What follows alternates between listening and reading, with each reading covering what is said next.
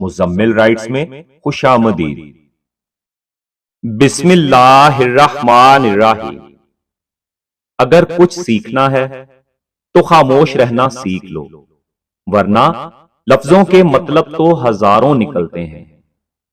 منہ میں زبان تو سبھی رکھتے ہیں، مگر کمال وہ کرتے ہیں جو اسے سنبھال کر رکھتے ہیں۔ رب انسان کو اس کے گمان کے مطابق عطا کرتا ہے، جس طرح کا گمان ہو ویسا ہی رب عطا فرمائے گا، کہ یقین سے مانگی گئی دعا کبھی رد نہیں ہوتی۔ دعا اور یقین دکھائی نہیں دیتے، مگر ناممکن کو ممکن بنا دیتے ہیں۔ ان پر اعتماد دراصل رب پر اعتماد ہے۔ اگر کسی کی تکلیف دیکھ کر تمہیں تکلیف ہونے لگے تو سمجھ لینا تم اللہ کے بنائے ہوئے بہترین انسان ہو۔ ایک بات ہمیشہ کے لیے یاد رکھیں، معافیاں غلطیوں کی ہوتی ہیں، زیادتیوں کی نہیں۔ تعلقات میں دوسرے سے اپنے جیسا ہونے کی توقع مت رکھو، کیونکہ تم کسی کا سیدھا ہاتھ اپنے سیدھے ہاتھ میں نہیں پکڑ سکتے۔ اللہ کی نعمتوں پر شکر کرنا اور مصائب پر صبر کرنا ہی مومنین کی نشانی ہے۔ وہ کن کا مالک ہر ناممکن کو ممکن کرنے پر قادر ہے۔ جب رب راضی ہونے لگتا ہے تو بندے کو اپنے عیبوں کا پتہ چلنا شروع ہو جاتا ہے، اور یہی اس کی رحمت کی پہلی نشانی ہوتی ہے۔ محبت کا تعلق مقدار سے نہیں، معیار سے ہوتا ہے۔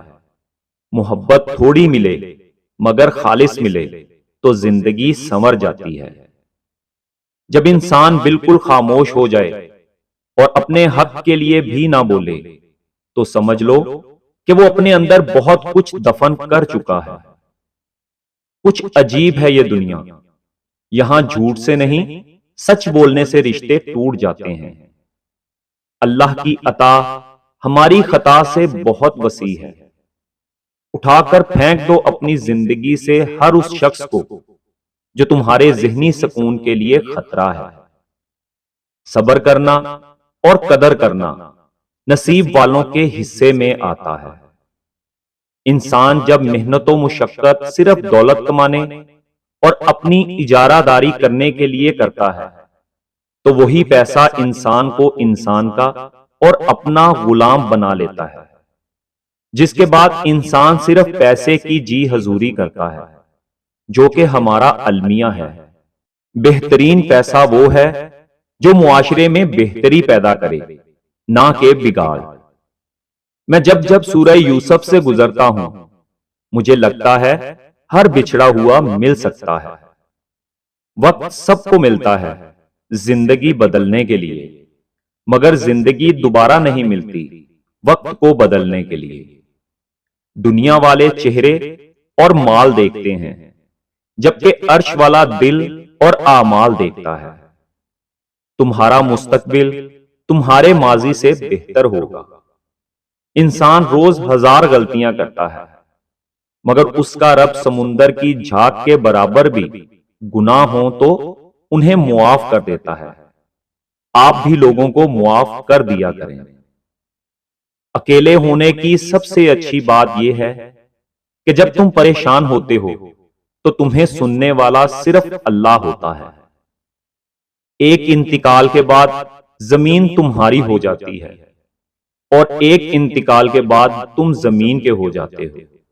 اس لیے زمین کے اوپر رہ کر اس کی قدر کرو، ورنہ وہ تم سے سخت حساب لے گی۔ حضرت محمد صلی اللہ علیہ وآلہ وسلم کا فرمان عالی شان ہے، حسن سلوک کی سب سے زیادہ حقدار تمہاری ماں ہے۔ امید کبھی نہ چھوڑنا، کل کا دن آج سے بہتر ہوگا انشاءاللہ۔ اگر یہ دیکھنا چاہتے ہو کہ دنیا تمہارے بغیر کیسی ہوگی تو بس یہ دیکھ لو کہ جو لوگ مر گئے دنیا ان کے بغیر کیسی ہے۔ بات بات پر رونے والے بات بات پر ہنسنے لگ جائیں تو ان جیسا مضبوط کوئی نہیں ہوتا، نہ کوئی انہیں ہرا سکتا ہے۔ وقت اچھا ہو یا برا گزر ہی جاتا ہے، مگر باتیں اور لوگ ہمیشہ یاد رہتے ہیں۔ وہ تمہیں آزما رہا ہے ہر اس چیز سے جو تمہارے دل کا سکون ہے۔ اللہ سے اس قدر قریب ہو جاؤ کہ تم دعا مانگو تو فرشتے آمین کہیں۔ جب انسان سمجھدار ہو جاتا ہے تو خواہشیں دل کا ساتھ چھوڑ دیتی ہیں۔ وہ جگہ چھوڑ دو جہاں تمہارے احساس اور تمہارے الفاظ کی قدر نہ ہو، پھر چاہے وہ کسی کا گھر ہو یا کسی کا دل۔ ایک غلط شخص کی سنگت آپ کو پھول سے دھول کر سکتی ہے۔ میں ایسے رشتوں کو نہیں مانتا جو دکھ درد میں سہارا دینے کے لیے تو غائب ہوں مگر تانے دینے کے لیے حاضر ہو جائیں۔ وہ ہاتھ بہت انمول ہوتے ہیں جو آپ کو اس وقت سنبھالیں جب آپ ٹوٹ کر بکھر رہے ہوں۔ کبھی کبھی تکلیف ایسی ہوتی ہے کہ اللہ کے علاوہ کسی سے بات کرنے کو دل نہیں کرتا۔ سب مل جائے گا تو تمنا کس کی کرو گے؟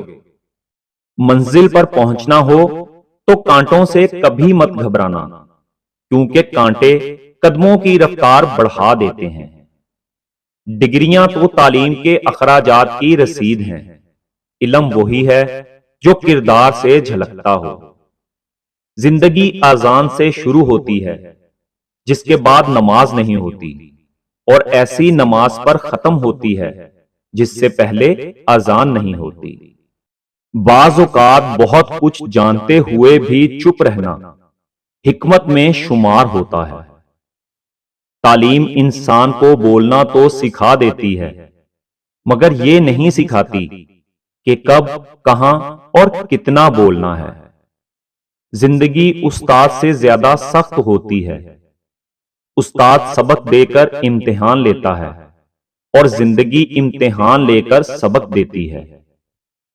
فائدہ وہ منحوس لفظ ہے جو انسانوں سے ان کی زندگیوں کا سارا حسن چھین لیتا ہے۔